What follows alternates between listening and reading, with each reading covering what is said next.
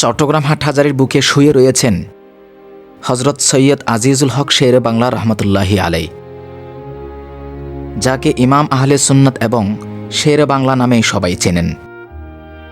চট্টগ্রামে প্রসিদ্ধ আল্লাহর আউলিয়াগণের মধ্যে ইমাম শের বাংলা রহমতুল্লাহি আলাই ছিলেন অন্যতম। চট্টগ্রাম হাটহাজারী থানার অন্তর্গত মেখল নামক গ্রামে জন্মগ্রহণ করেন আধ্যাত্মিক জগতের এই মহান বীর পুরুষ, যার পিতা মাওলানা সৈয়দ মোহাম্মদ আব্দুল হামিদ রহমতুল্লাহি আলাইহি ছিলেন একজন বুজুর্গ আলেমে দ্বীন। সৈয়দ আজিজুল হক শের বাংলা রহমতুল্লাহি আলাইহি ছিলেন একজন প্রখ্যাত ইসলামিক চিন্তাবিদ। তার জীবনীতে রয়েছে শিক্ষা, আধ্যাত্মিকতা এবং সামাজিক রাজনৈতিক ক্ষেত্রে গুরুত্বপূর্ণ অবদান। বিশেষ করে সুন্নিয়ত প্রচার ও প্রসারে তার অবদান ছিল অবিস্মরণীয়।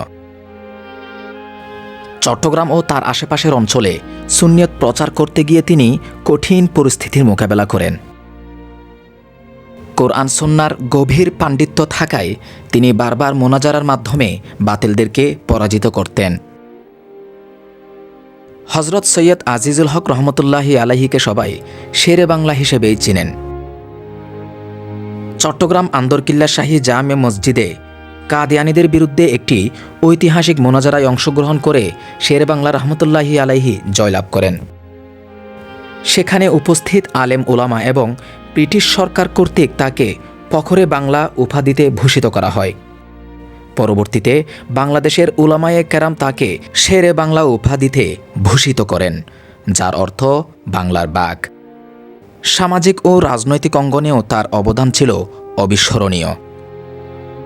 তিনি নিজ এলাকায় দীর্ঘ 17 বছর ইউনিয়ন চেয়ারম্যান এবং ফুড কমিটির প্রেসিডেন্ট ছিলেন। লেখক হিসেবেও শের বাংলা ছিলেন বেশ পরিচিত। তিনি অসংখ্য বই রচনা করেছেন, যার মধ্যে ফার্সি ভাষায় রচিত দেওয়ানে আজিজ অন্যতম। তার লেখনী এবং বক্তব্যের মাধ্যমে তিনি সুন্নিয়তের প্রচার প্রসার করতেন। 1969 সালের 25শে সেপ্টেম্বর 63 বছর বয়সে ইন্তেকাল করেন আজিজুল হক শেরে বাংলা। এরপর তার নিজ বাড়িতেই তাকে সমাহিত করা হয়।